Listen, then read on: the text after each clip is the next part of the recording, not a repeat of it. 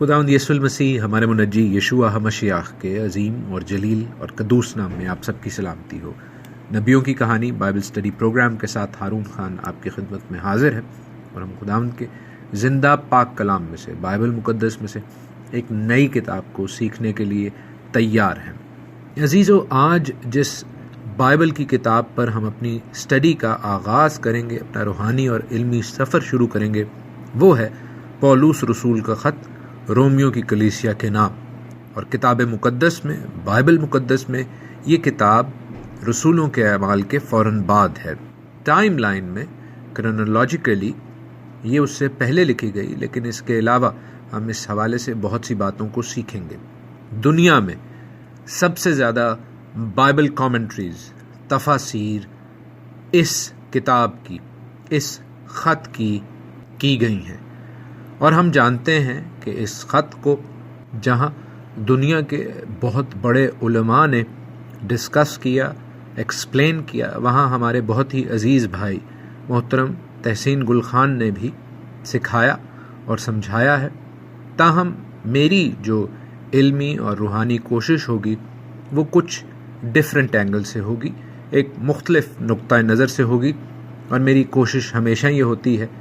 کہ آپ کو جو کچھ سکھاؤں یا سمجھاؤں وہ کسی سے پلیجرائزڈ، کاپیڈ ورک نہ ہو، بلکہ ہمیشہ بہت سے استادوں سے سیکھ کر، اور سب سے زیادہ خداوند پاک روح کی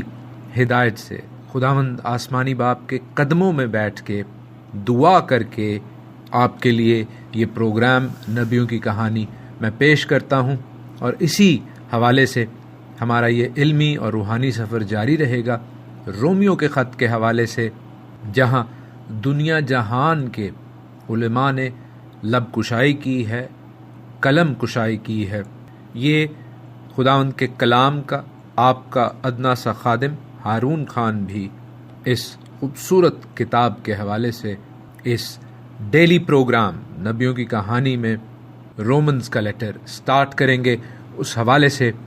آج کا پروگرام تعارفی پروگرام ہے، پہلا تعارفی پروگرام ہے، فرسٹ انٹروڈکٹری پروگرام ہے، اور خداوند سے یہی دعا ہے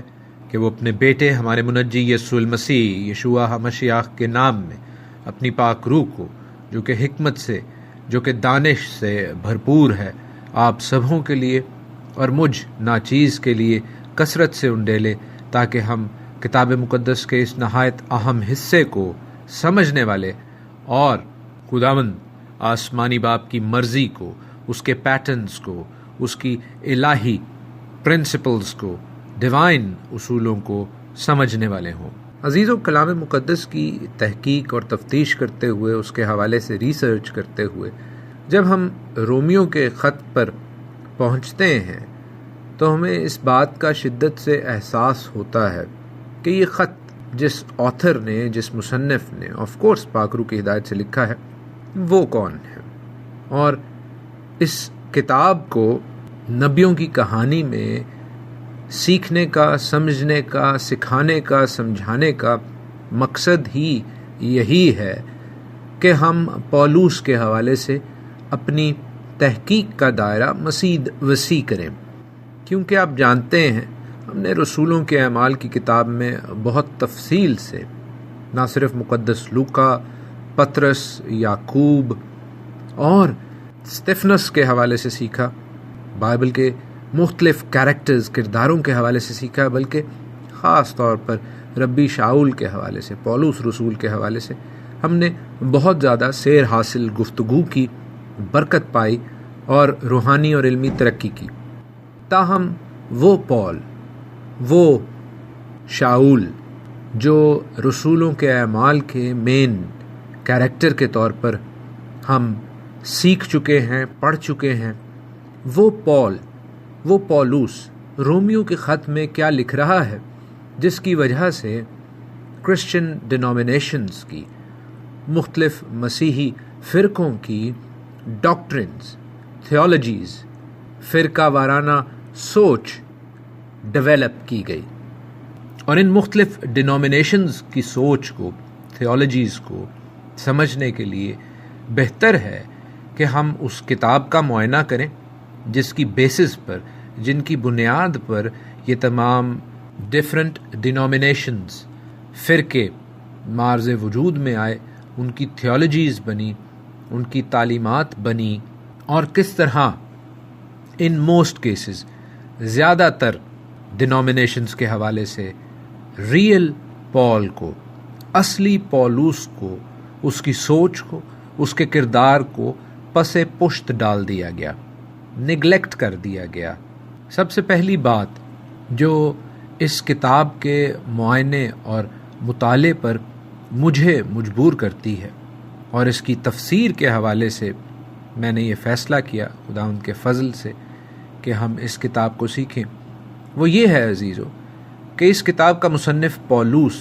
جو رسولوں کے اعمال کی کتاب جس کو ابھی ہم نے ریسنٹلی کنکلوڈ کیا، جس کو ہم نے ابھی پڑھ کے مکمل کیا ہے، اس میں ہم پولوس کے کردار سے کافی حد تک واقف ہو گئے ہیں، اور یہ آپ تمام سیکھنے والوں کے لیے، سننے والوں کے لیے آسان ہوگا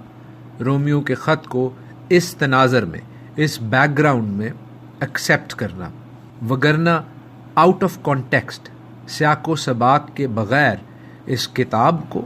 اس کتاب کے مندرجات کو، the details in this book، ان کو سمجھنا، ان کو ایکسیپٹ کرنا بہت مشکل ہے۔ ہم پولوس رسول کے حوالے سے جانتے ہیں کہ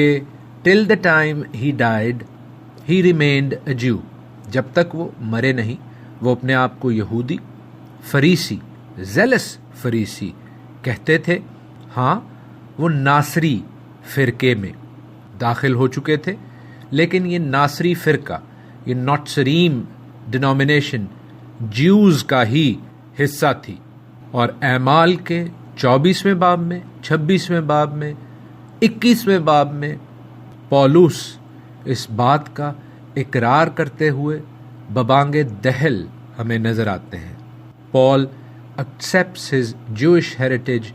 in a loud and clear manner۔ ایک بہت عظیم مسیحی عالم پروفیسر D.G. ڈن کے مطابق، جنہوں نے اس 21ویں صدی میں، 21st سینچری میں اس حوالے سے بہت زیادہ کام کیا ہے کہ پولوس کے حوالے سے بتا سکیں کہ انہوں نے یہ خط اپنی اسی حیثیت میں ایک پرو زیلس فیرسی جیو کی حیثیت میں یہ خط لکھا ہے، اور بہت سے جو اس کتاب میں حصے لکھے ہوئے ہیں وہ ایک پریکٹسنگ جیو کی سوچ کو ظاہر کرتے ہیں۔ اب یہ بات ان لوگوں کی سمجھ میں تو آسانی سے آ جائے گی جنہوں نے اعمال کی کتاب میرے ساتھ اسٹڈی کی ہے، اور جو کافی عرصے سے کلام مقدس کے اس ڈیلی پروگرام نبیوں کی کہانی کو ریگولرلی سن رہے ہیں۔ تاہم نئے سننے والوں کے لیے شاید یہ بات ایکسیپٹ کرنا تھوڑی سی مشکل ہو کہ کیا پولوس مسیحی نہیں تھے؟ کیا وہ جیو تھے، یہودی تھے؟ تو عزیزو، میری آپ سے یہ ریکویسٹ ہوگی، درخواست ہوگی کہ اعمال کی کتاب کو، جو خاص طور پر نبیوں کی کہانی اس حوالے سے پروگرام کیا ہے، اس کو ضرور سنیے، اور اگر آپ کے پاس وہ آڈیو فائلز نہیں تو آپ مانگ سکتے ہیں مجھ سے۔ تاہم مختصراً یہ بات بتا دوں کہ کلام مقدس کے مطابق پولوس کسی بھی موقع پر اپنی جوش ہیریٹیج سے، اپنے یہودی ہونے سے انکاری نہیں ہوئے۔ ہاں، وہ یسوع المسیح کو ماننے والے ضرور تھے، لیکن یسوع المسیح کو ماننے والے ناصری فرقے کے یہودی تھے۔ ہم اعمال کی کتاب میں پڑھتے ہیں کہ یہودیوں کا جو فرقہ یسوع المسیح کو مانتا تھا، اس کو دا وے کے فالوورز، یعنی راستہ کے ماننے والے، یا نوٹسریم، ناصری کہتے تھے۔ اور عزیزو، جہاں ہم نے اعمال کی کتاب میں یہ باتیں سیکھیں، وہاں اور بہت سی سچائیوں پر سے رومیو کے خط کے حوالے سے پردہ اٹھے گا۔ وہ چیزیں جو انسٹیٹیوشنز نے، یعنی اداروں نے، یعنی ڈینومینیشنز نے، جو کرسچینٹی میں موجود ہیں، انہوں نے رائج کی ہیں، ان کا ببلیکل بیک گراؤنڈ، ان کی ببلیکل سٹینڈنگ در حقیقت ہے بھی یا نہیں. We are going to learn all about it. ہم اس حوالے سے بہت کچھ اور سیکھیں گے. کتاب مقدس کے حوالے سے ہولی اپوائنٹڈ ٹائمز، مقررہ مخصوص اوقات، دی ایشو آف سیلویشن، نجات کے حوالے سے بائبل کا نقطہ نظر، اینڈ لا اینڈ گریس، فضل اور شریعت، اداروں کے، انسٹیٹیوشنز کے، ڈینومینیشنز کے یعنی فرقوں کے رائج نظام کو تو ہم جانتے ہیں کیونکہ وہ ہمارے باپ دادا کے باپ دادا کو بھی سکھا دیے گئے. لیکن کیا بائبل مقدس ہر ایک بات کی جو ہم اپنے چرچز میں کرتے ہیں تصدیق کرتی ہے، یا وہ اس کے ساتھ میل کھاتے ہیں جو بائبل مقدس میں لکھا ہے؟ رومیو کی کتاب ان تمام سوالوں پر سے پردہ اٹھائے گی. اسی لیے عزیزو، اس کتاب کی دنیا جہان میں ہزارہا بلکہ لکھوکھا لاکھوں کی تعداد میں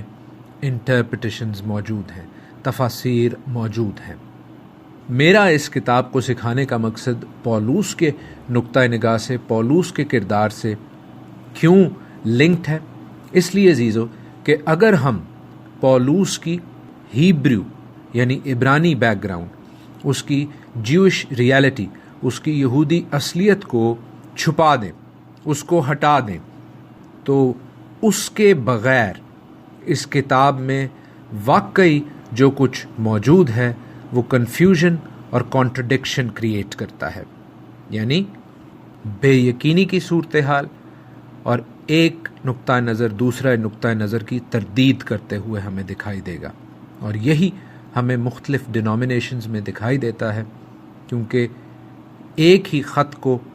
مختلف ڈینومینیشنز، مختلف فرقے جو مسیحت کے ہیں، وہ مختلف طور پر، ڈیفرنٹ طور پر ایکسپلین کرتے ہیں، اور ہر کوئی اپنے آپ کو راسخ اور صادق بتانے کی کوشش کرتا ہے. لیکن اس گروہ کے، اس فرقے کے استاد کی understanding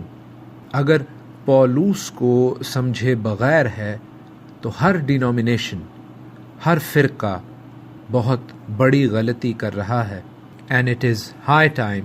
that we set the record straight. ہمیں ضرورت ہے آج کے اس وقت میں کہ ہم سچائی کے حوالے سے اس کتاب کو دیکھیں، جیسے خود خداوند یسوع المسیح میرے اور آپ کے استاد کہتے ہیں کہ سچائی کو تلاش کرو اور سچائی تم کو آزاد کرے گی. سو ہر قسم کی کنفیوژن سے، بے یقینی سے، کانٹرڈکشن سے، تردید سے بچنے کے لیے بہتر ہے کہ ہم اس کتاب کے مصنف کی نقطہ نگاہ سے اس کتاب کا مطالعہ کریں. So we are going to choose truth over tradition. ہم سچائی کو ترجیح دیں گے روایات پر، اور جیسا میں نے کہا ہم فوکس کریں گے ہو پال واز ایکچولی، کہ پولوس دراصل تھے کون،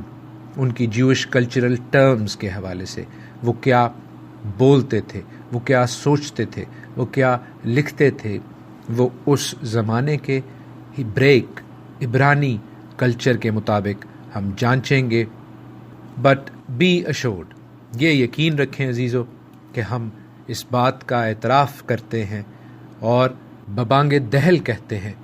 کہ یشوع ہی مسیح ہے، وہ زندہ خدا کا بیٹا ہے، وہ زندہ خدا ہے، وہ فسح کا برہ ہے جس کے لہو سے میں اور آپ آزاد ہوئے ہیں، جس کی قربانی کے وسیلہ سے ہم زندگی میں داخل ہوتے ہیں، اور اس قربانی کے علاوہ، اس لہو کے علاوہ کوئی اور طریقہ نہیں جس کے وسیلہ سے ہم نجات پائیں.